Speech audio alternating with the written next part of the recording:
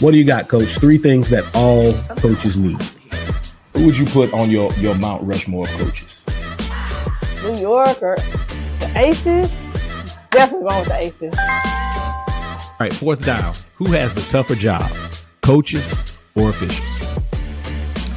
If you could have any superpower, what would it be and why? For Texas, it's different.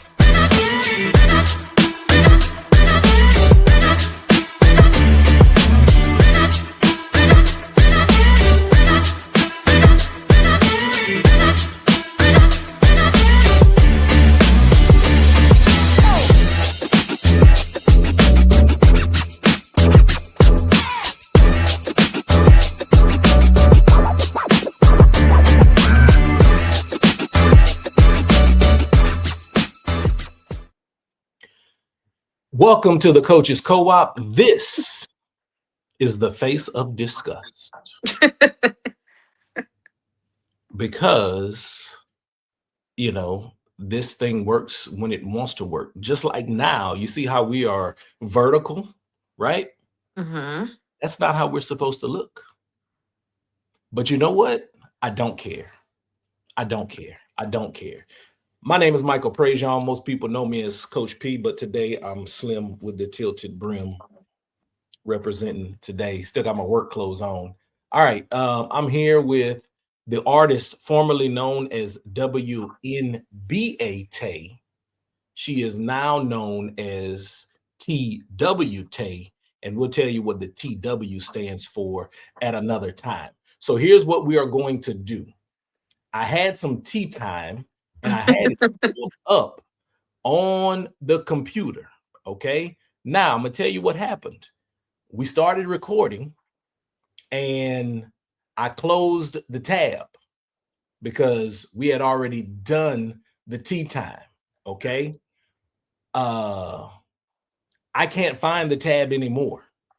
So just give them a summary. Give the people a summary. Give you a summary, a synopsis of the first part of tea time. So Gino Auriemma was going in as Gino Auriemma sometimes is known to do. Okay. The women's game is not given the same respect as the men's game. Now, I'm going to tell you what I like to do on that topic. I like to go to TikTok and argue with people. TikTok is my place where I just go to argue with people about basketball takes and different things like that, right? Because there are really some people in this world who were raised by wolves, okay? But Gino was going in. Gino was going in. And, he talked about the shoot-around times and the media times. He talked about the awful three-point shooting and the basketballs being fresh out of the box and all of those things. Gino even touched on the fact that they haven't had a regional in Connecticut in a while because obviously Gino believes that, the NCAA possibly has something against Gino. Okay. But there's one thing we cannot deny about Gino, and that is that Gino is one of the all-time greats, period. Not just in women's basketball, but in basketball, period. So that was my submission for tea time, just Gino just going in on the NCAA. So, and this is not new. This is not new. We get to tournament time and, we find out that there are things on the men's side that are not necessarily given on the women's side, right? Correct. In this patriarchal society, things tend to happen that way. And it's messed up. Yeah. It's messed up, right? So if they're not listening to Gino, who are they listening to? Great point. Yeah. So, Coach Harris, what do you have for tea time? I have some severe tea that I'm gonna save Severe? until I'm gonna save that though until we flip over to our WNBA one of our future WNBA segments close to tip off. I'm gonna stick with the NCAA. I want to talk about LSU, go Tigers, no Tigers. I don't know. Malaysia Fort Wiley, former South Carolina guard, transferred to LSU with hopes of, I don't know. I don't know what her intentions were. There was lots of conversation around her coming off the bench, her defensive skills, her being developed into a pro, winning, etc. Um, and she transferred to LSU, still a six man off the bench under Kim Mulkey and Flau'jae Johnson and Michaela Williams. Um,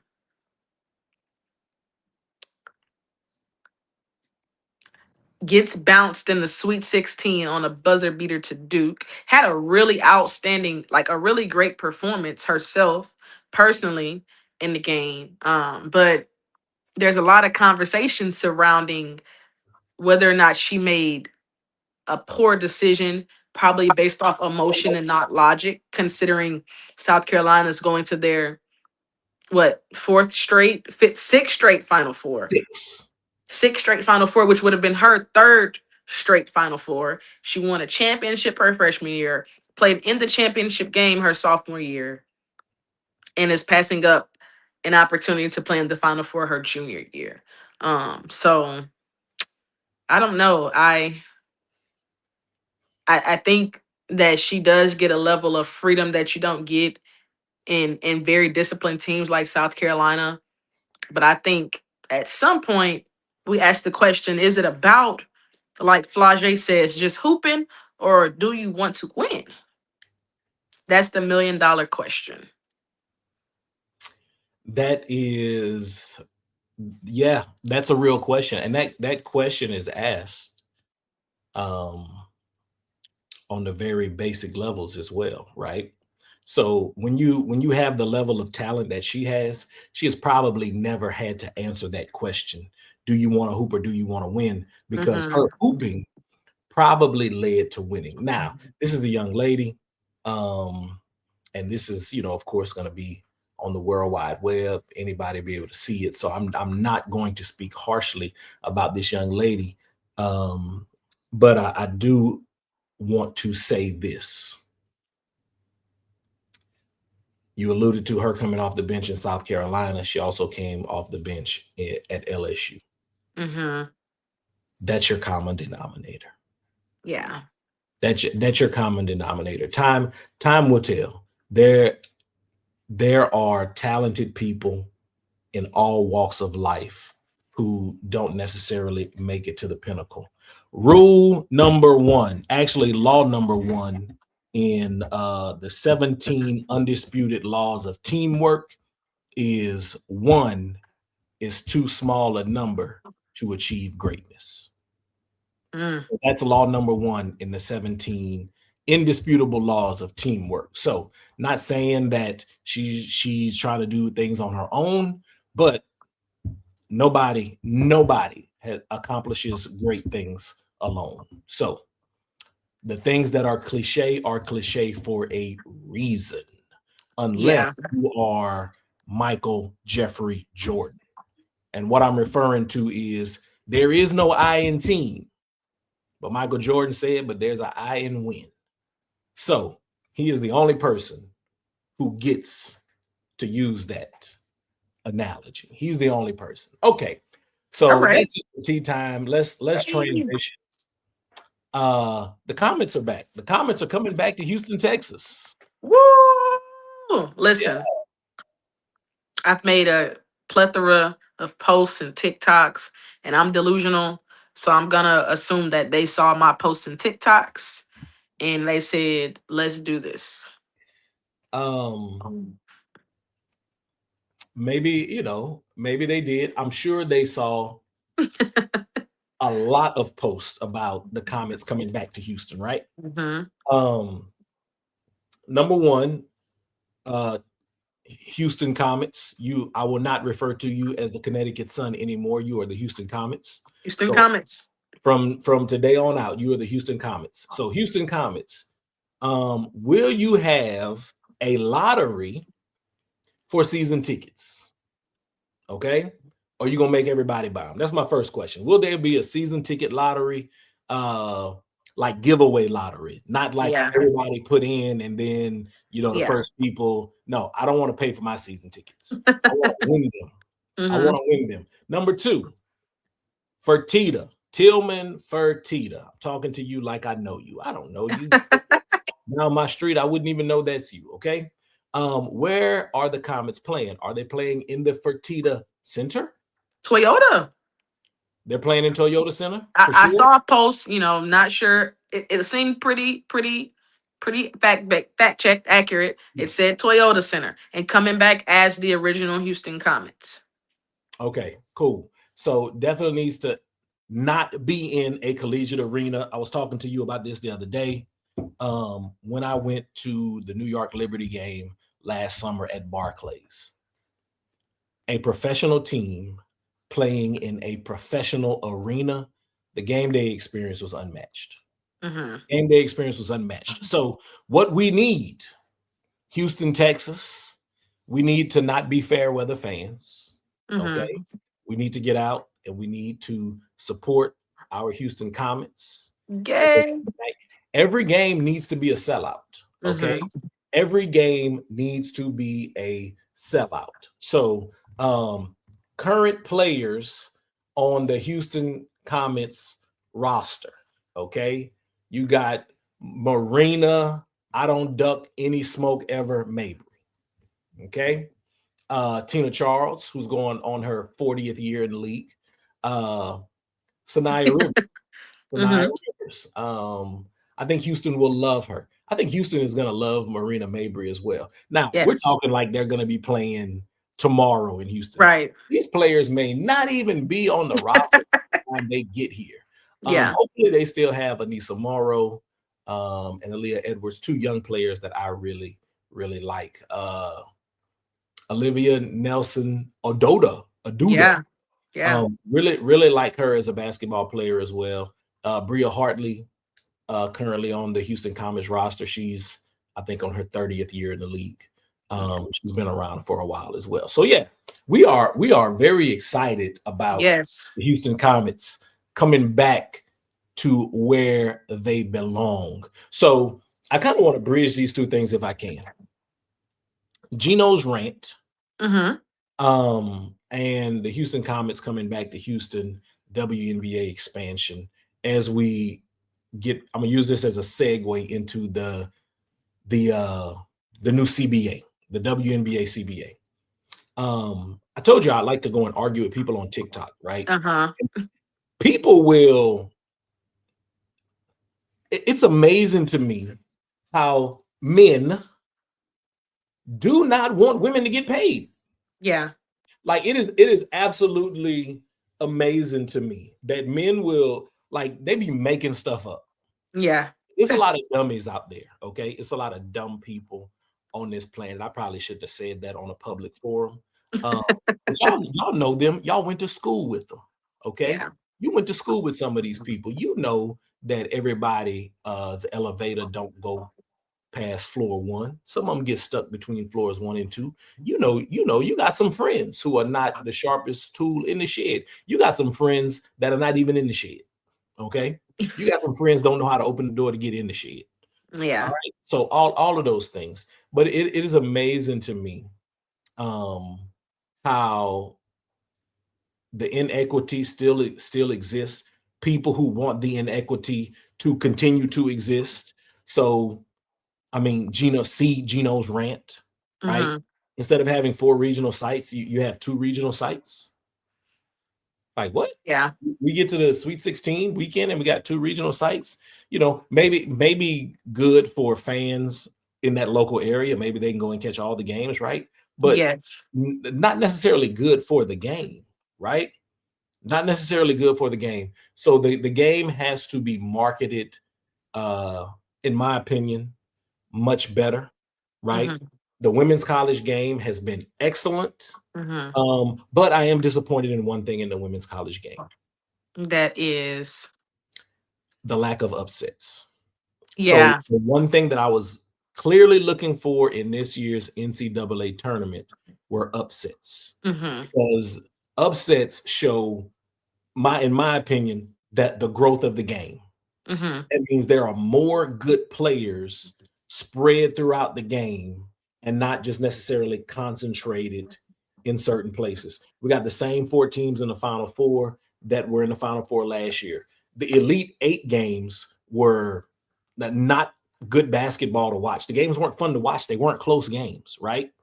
So I want to continue to see the growth, Mm-hmm. right? I want to continue to see the growth. And of course, we know that starts at a grassroots level. And what I want to see, let me see if I can wrap all of this up and tie it in a nice bow.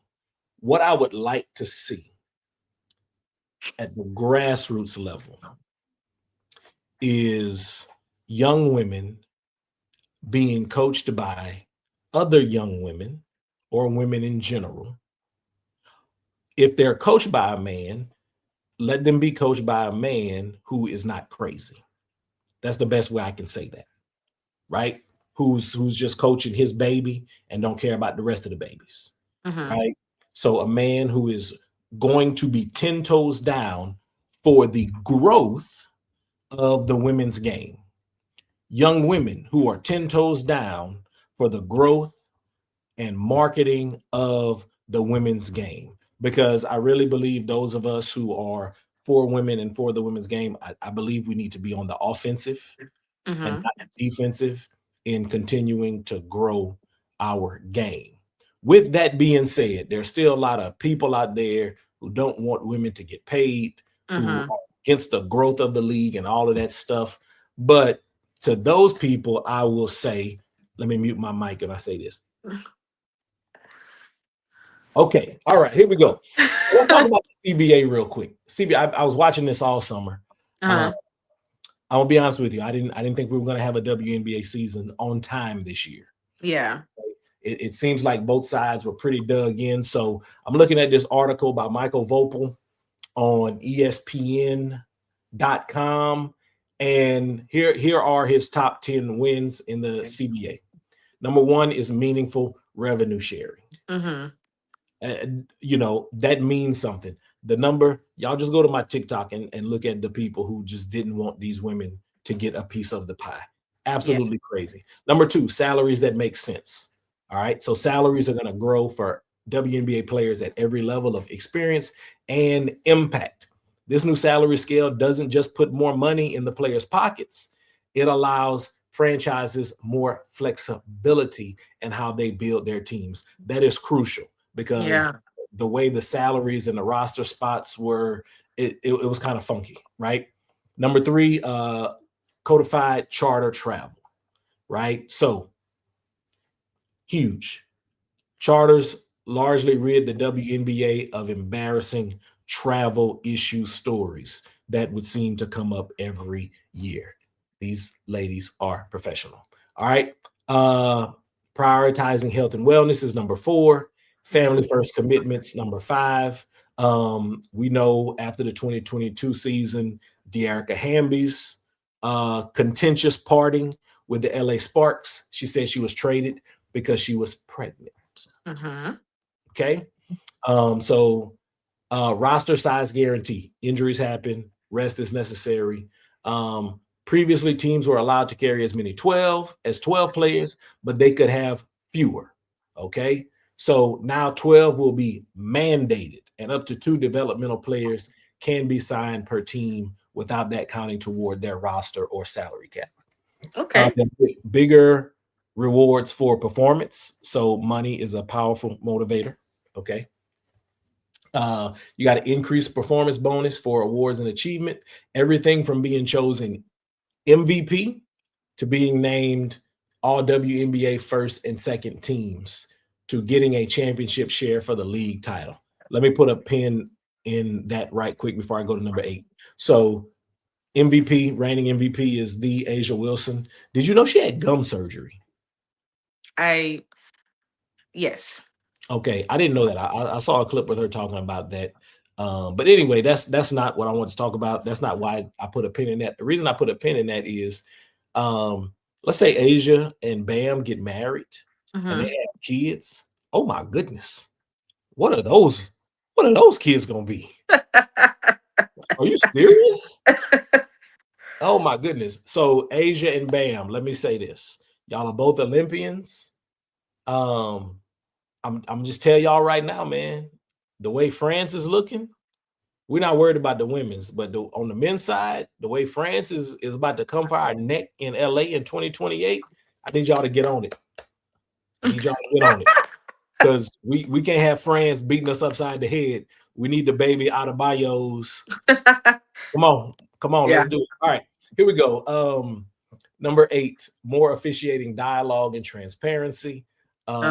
What that means and what it's going to look like. The game is very hard to officiate, and you are getting that from somebody who officiated sub-varsity basketball this year. Okay? All right. But listen, okay, let's keep on going. All right, number 9, a core designation compromise. Okay, so the CBA didn't get rid of the core, however, it changed the parameters. Okay, so this is an example of a compromise. It's an issue that both sides found middle ground on. The union wanted to get rid of the core designation, which is the equivalent of being franchise tagged, right? So when you get franchised, it delays your opportunity to get a big contract, an extension, right? Mhm. So in the NFL, they put that franchise tag on you. They pay you a lot of money, but it's just for that 1 year, Okay. right? And then something can happen. So, and then number 10 is the scheduling sensibility. So the WNBA isn't just expanding with teams, but also with games. This is the good news. By 2027, the league could have a 50-game regular season. That's more like it. By 2029, it could be 52 games. That could mean playing into November. Okay? So, but there's another element of scheduling that the union focused on called cadence. Players and coaches have raised concerns about things such as the number of games they've played in a certain time frame, or having to go on long road swings with no home games. All right.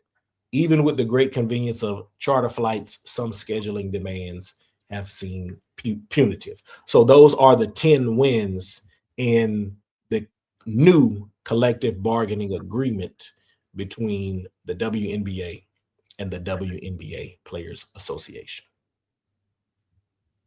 And listen, while I love all of those things, the one that sticks out the most is transparency from the officials, because while I respect deep down in my heart, I respect officials and their job and how difficult it is, how I think it's crazy how people are allowed to speak to them, and they have to maintain probably the highest level of professionalism of any profession in the world. I've never seen a professional, with the exception of like some doctors, Mhm.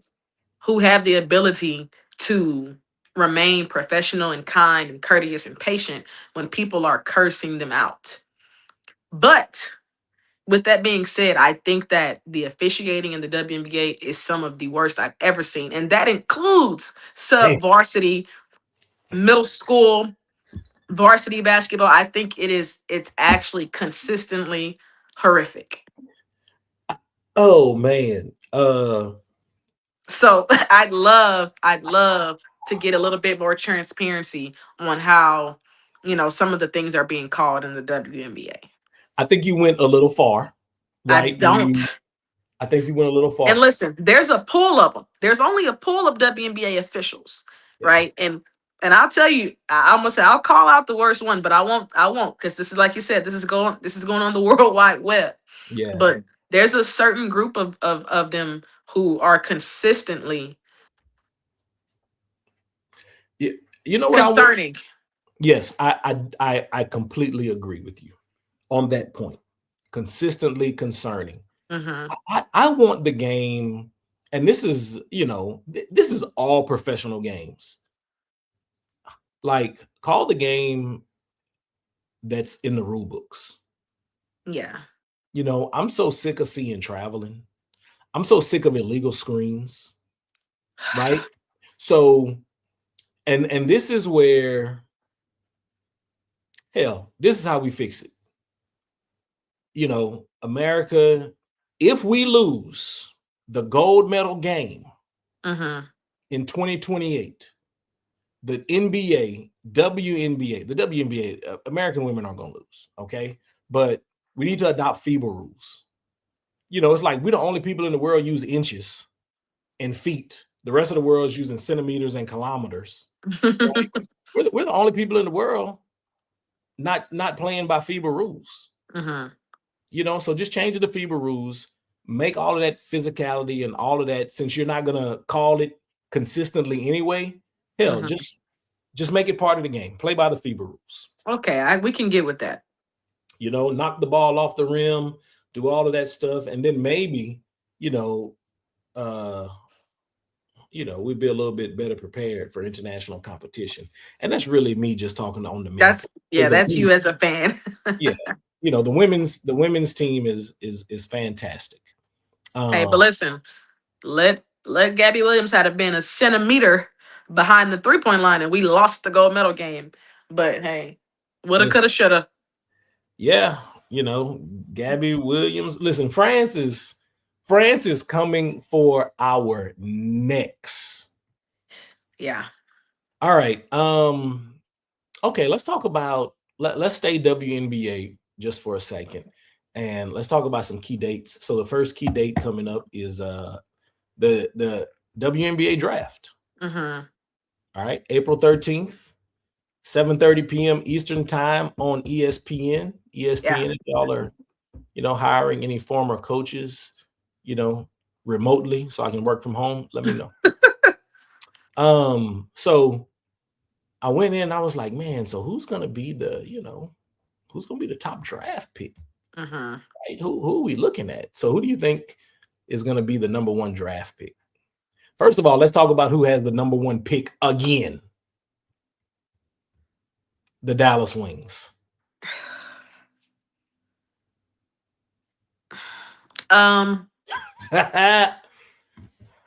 Listen, I don't know. All I know is that I don't need to worry about the Dallas Wings anymore because the Houston Comets are on their way. They're on their way. I don't want to even speak on the Dallas Wings. I hope Enrique's running for the hills. But I don't know. I don't know who's projected in the mock draft to go number one to Dallas. AZ Fudd, which means,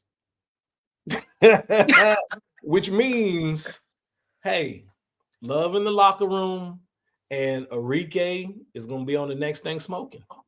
Yeah. They're going with the youth movement. So while it may not work on, lower levels, love in the locker room works at the professional level. Yeah. Allegedly. No, well, there's no confirmed. I think that'd be fun to watch, considering they both stay healthy. That's fun to watch. That duo is fun to watch. They were successful at UConn. They're both amazing basketball players. I think if anybody's going to join Dallas and join Paige Beckers, it'd be awesome if it was AZ Fudd. Yeah, AZ Fudd actually has the prettiest jump shot. I've never seen her miss more than 2 times in a row. She's crazy good. Crazy AZ. All right. So Dallas has the number one pick again. Instead of expanding again WNBA, just take Dallas's team. Who wants a team? Here, y'all take Dallas's team. Didn't the Dallas team come from somewhere already? Where'd they come from? I want to say Tulsa, and which was what before that? I think I was Tulsa. Okay. I've heard Tulsa is pretty nice. Tulsa is a pretty nice spot. All right, the projected number 2 pick is Awa Fam. Where's she from? Spain. Okay. but I'm looking at that name, and where is Awa Fam from? Am I even saying her name right? Does she play collegiate basketball in the NCAA? I don't. No, she's a pro player, Okay. born in Spain. Okay. Okay. Her birthplace was Santa Pola, Alicante, Spain. She was Great the job. youngest player to debut for Valencia Basket's senior team in 2021. Mm-hmm. Okay, she was the Spanish U15 champion MVP. She is 6'4". Where are her parents from? Here we go. Senegalese. She's from Senegal. Okay. With She's how successful Dominique Malonga was this year and how successful she's going to be, I get excited about the foreign players, especially. I mean, she's not 7 foot like Dominique short. Malonga, but you She's know, 6'4". I mean, it's not 7 foot, but still, I do get excited to watch the overseas professional players come to the league and bring those FIBA rules, as you say. Yeah. 6'4", youngster. She's just 19. Hmm. And who Lord, has the second pick? Minnesota. Okay. Okay. Yeah. So I'm just, just thinking about that. I'm thinking, what do they need? What does Minnesota need going forward? And not having seen this young lady play, because I'm not an insider, I'm not a scout. I didn't go and pull the tape. If she can move, anything like Malonga, oh my goodness, the world is in trouble. All Yeah. right, projected number 3 going to your squad, the Seattle Storm. Oh, I'm sorry, your former squad, Former. Storm. Olivia Miles, she of the Crown. She's got that beautiful fro. I think she's Um, I think she's going to be a good pro. she's going to be a great pro. Unless there's some movement in Seattle, I don't foresee them needing a point guard. I think whatever team, considering Erica Wheeler and Skylar Diggins are still in Seattle, I think a team who really, really needs a point guard is going to draft Olivia Miles because she is a true point guard. True. She is a true point guard, and I would love to see her coming off the bench. Hold on, let me reply to this text. My nephew came over to do some work for me because I'm getting old. So I was, trimming my tree, cutting limbs and stuff off, and picking them up and doing all of that. Why did I wake up sore? Well, tell the people how old you are. Um, Okay. Mind your business. Okay. All right, going number 4. Going number 4. This will be Lauren Betts. Lauren Betts projected to go number 4 to Washington. I really like that. I like that for Washington. Flau'jae going to Chicago, projected to go to Chicago to reunite with her former teammate, Angel Reese. My Mhm. favorite pick. Here's my favorite pick. You don't like that for Chicago? I move some things around here. I can think of some things I move around. What else? What else we got?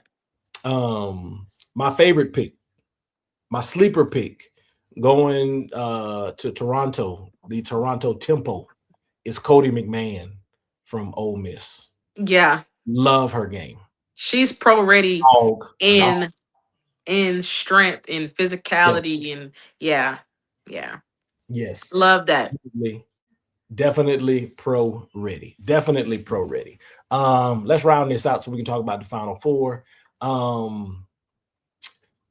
Going to Portland, French player Nell Angloma. Let's look up Nell. Let's see what Nell looks like. Actually, let's see where her parents are from. You know.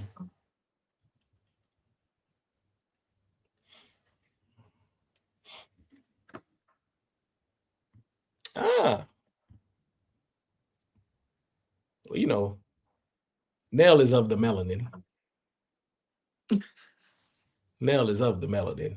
Her parents are from Guadalupe, Okay. the French overseas department in the Caribbean, basically meaning a French colony. Okay. All right. The remainder. So we're going Golden State, drafting out of Spain, projected. Okay. The guard from UCLA, Gianna, don't know how to say her last name, projected to go to the Mystics at 9. The Mystics have 2 picks in the top 10. And then the Indiana Fever at 10, getting the big girl from South Carolina, Medina Okot. Okay. Okay. I think I love that. I love the South Carolina bigs together in the post with her and Aaliyah Boston. I'm going back to Chicago. I would love to see a point guard, and they need a point guard in Chicago. No disrespect to Rachel Banham and Mariah Jefferson, who's Who? who's consistently injured. Mariah Jefferson. Yeah. Olivia Miles, I would love to see her in Chicago playing alongside Angel Reese. I think Angel Reese deserves a really good point guard. Her and Flau'jae are both typically pretty ball dominant. We know they've had some issues, some personal issues off the court. We've seen that, been there, done that. I would love to see Olivia Miles and Angel Reese in a 2-man game. And I would love to see Flau'jae on a competitive team like a Seattle Storm. I think, I would like to see that. Or even a team like the Washington Mystics. The Washington Mystics, I don't know what they're doing down there in Washington, but rookies who go to Washington are typically successful. They don't win. They don't win, but they compete really hard and they typically have a really good rookie year. So that's what I got. I'd love to see Olivia Miles in Chicago and Flau'jae in Seattle. And what Kiki Rice is projected where? No, this wasn't Kiki Rice. Okay, I thought you said guard from UCLA. I immediately thought Kiki Rice. Yeah, it wasn't Kiki Rice. It was Gianna Neepkins. I don't know how to say her name. Okay. Could knock down a 3-ball for her career. Shoots about 44% from 3. Then we got the big from South Carolina going to Indiana at 11. The Mystics again, looking at Ashlyn Jackson, a Texas kid from out of the Golden Triangle, kid from Duke, big guard, really like her game. 12, Kiki Rice projected to go to the Comets at 12. Would you like to see Kiki in Houston? No. Okay. Not crazy about Kiki Rice. Yeah. Tanaya Latson projected to go to Atlanta. Isn't she an Atlanta kid? Yeah, she's an Atlanta kid, and I think that seems like a great system for her. Okay. Then looking at Marta Suarez out of Spain. Let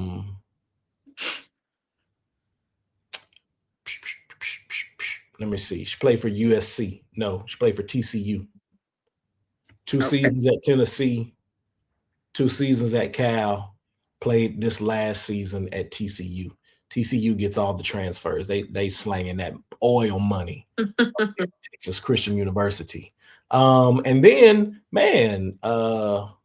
another UCLA kid going in the first round, projected, Gabriela Jaquez, the sister of Jaime Jaquez. So 4th Bruin that they have going in the first round. So with all these Bruins going in the first round, what are y'all saying, ESPN? Are you saying that UCLA should win it all? That's what it's looking like. That's what it's given. That's what it's given there.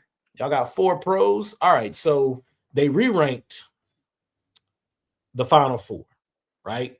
Mm-hmm. So And as they re-ranked them, it was UConn being the favorite, Texas second favorite, third favorite team, UCLA, with all the pros on it, and then South Carolina.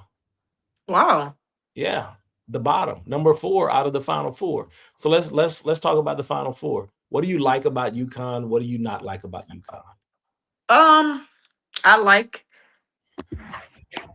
Listen, let me disclaimer here. I grew up a Notre Dame fan. I don't like anything about UConn.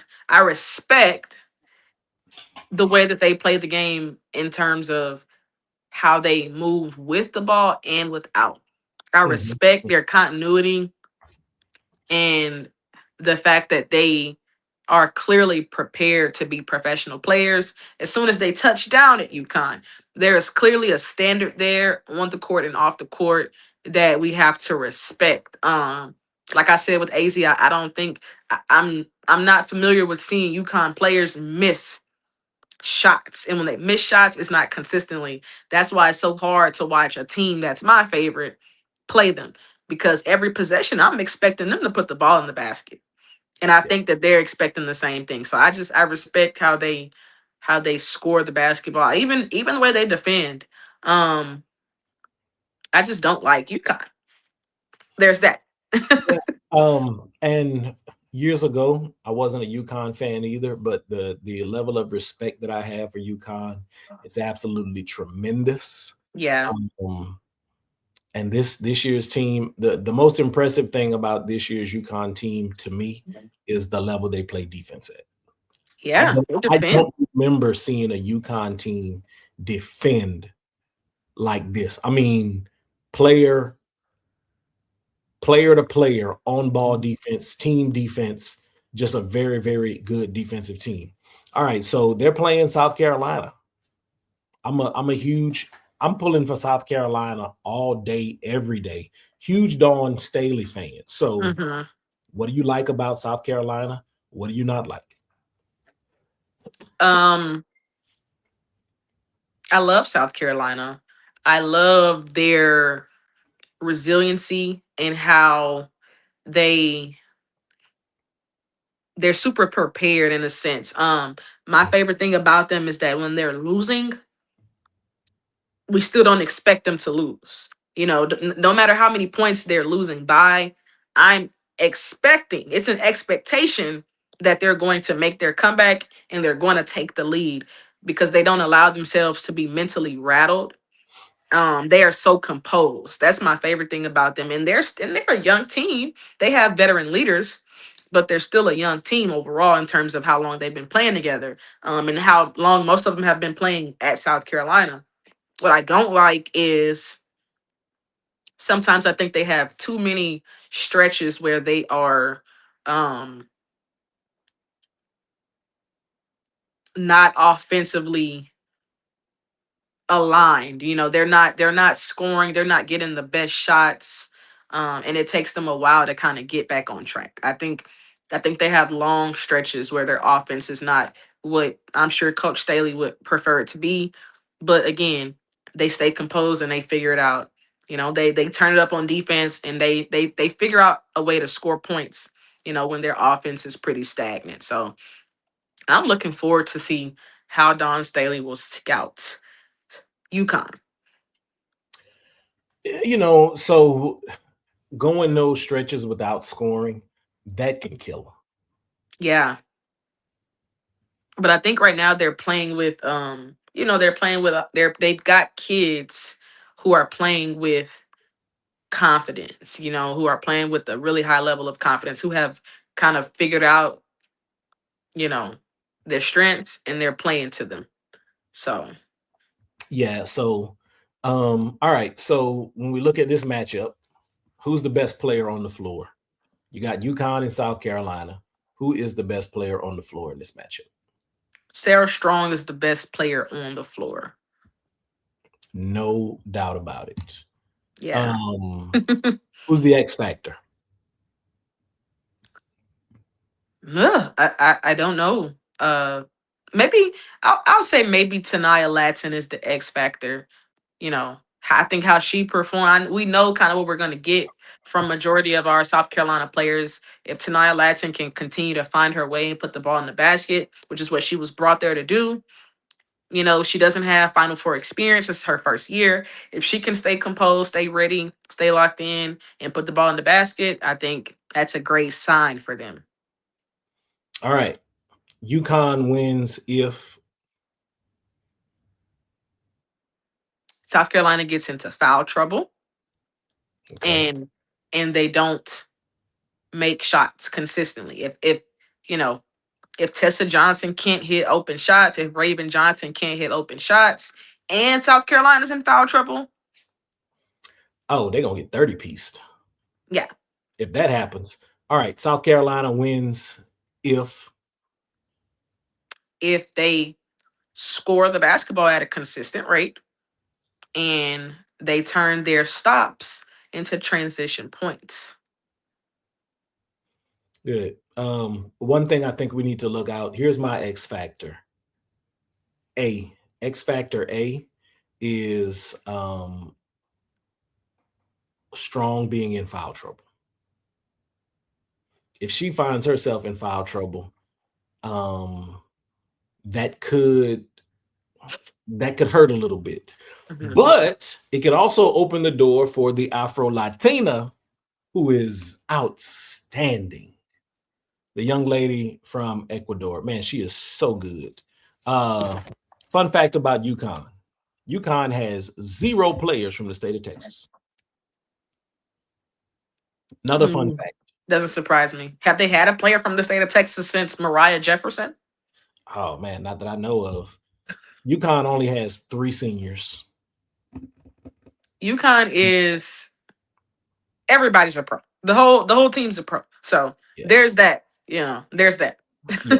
So two kids from California, 2 kids from Indiana. Only 3 seniors. None of them are from Texas. All right. So now Texas. Tell me, what do you like about Texas? What do you not like about Texas?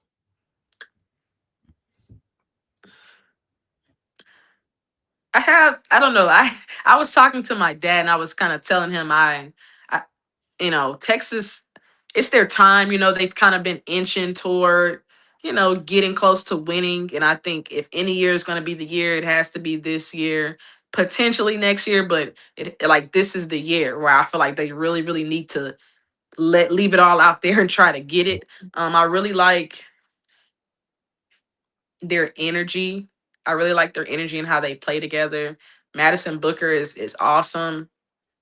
Rory Harmon is awesome. I think the difference between the two is Rory Harmon is going to show up, and we're not so sure. Excuse me about Madison Booker. She's awesome. They call it a baby KD. She's the first player signed with KD, but I think in big moments, we see that her shooting gets inefficient. She may get into foul trouble. So I'm looking forward to seeing how she's matured and how she'll perform in these big moments. She's consistently good up until the big, big moments, which is really hard. It's really hard to do.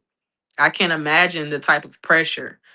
But I really like that about Texas. What I don't like about Texas, I think, I watched them the other night. I think they have a pretty bad shot selection.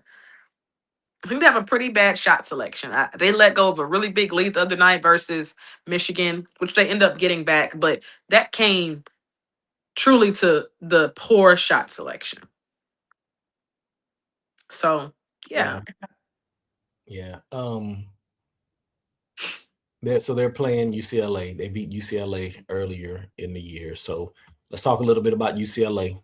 What do you like? What do you dislike? I just like Lauren Betts. I just like Lauren Betts. She's a big presence. I really want to see how they're going to control that. I know Texas has a pretty big presence on the inside as well, a couple. But Lauren is. She can't guard. They can't guard Lauren Betts. Yeah, she's the truth. She's dominant down there. So And the reason they got knocked out last year, in my opinion, is because Lauren was in foul trouble. So if they can, attack her, get her into some foul trouble, get her out of the game, they have a good opportunity. But other than that, you know, I don't know what you can do with a Lauren Betts. I love Lauren Betts. Um, love the coaching staff for UCLA and how they've tried to keep a core group together. I don't have anything that I necessarily dislike about UCLA. Okay. All right. So we got Dawn versus Gino. Who you giving the edge to in the coaching matchup? Let me ask this. If you know, who you think has the best bench? Best coaches on the bench?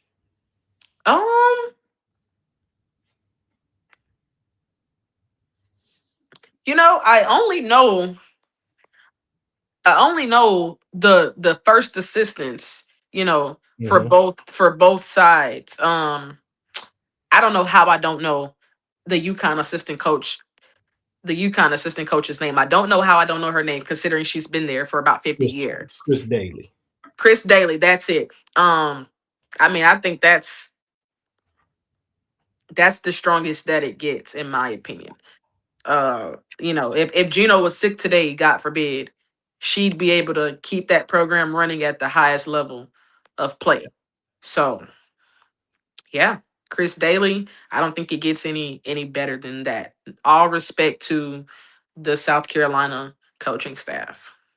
Yeah, I mean, we're talking about these are 4 Hall of Fame coaches, Dawn Staley, Gino Auriemma. All right, so we got Corey Close and Vic Schaefer. Now, of course, we know that the coaches do not play the game, right? But who you think is going to have their kids best prepared for the matchup? Corey Close or Vic Schaefer?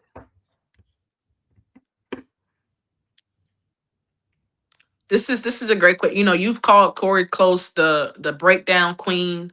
Mhm. We know Vic Schaefer is a defensive minded guy. So I mean, maybe I'm devil's advocate here, or I'm very kind and fair, and I say Corey Close is going to have the edge offensively, and Vic Schaefer is going to have the edge defensively, and we'll see which one is more effective.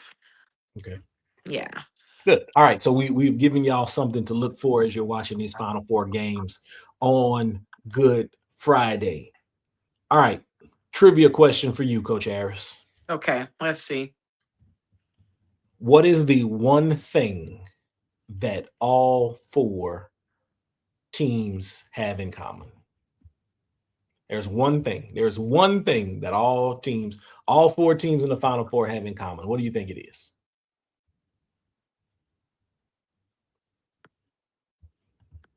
They have a senior point guard. That was pretty good. That was pretty good. That's not what I was thinking, but let me see. Do all 4 teams? I don't know. Do No, they? UConn doesn't. I know UConn doesn't. Is AZ not?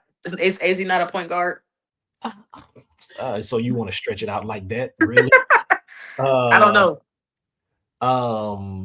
So UCLA is very senior heavy, but I think KK Arnold is really the point guard for UConn.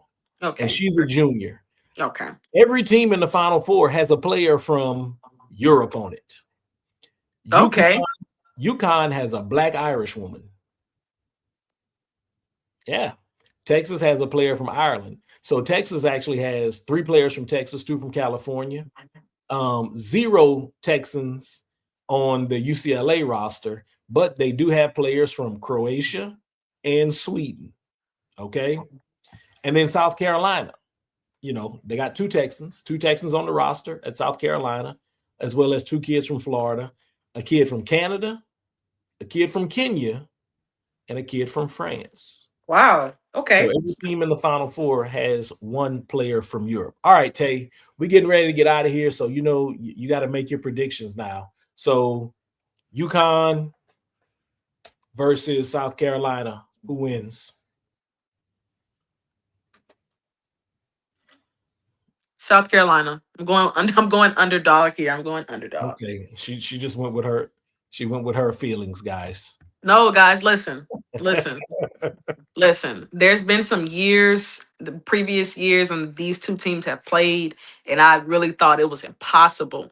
I just said there's no way they can string together good enough basketball to beat UConn in 4 quarters, and they've done it. They did it to win a championship, and they did it in some regular season games, and it was really close, and there were 37 lead changes, but they did it. So I'm gonna just go underdog there. Just I gotta stick to it. All right.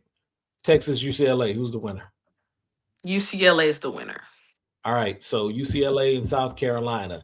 Does South Carolina, after having to leave everything they got on the floor against UConn, do they have enough to come back and beat UCLA in the championship game?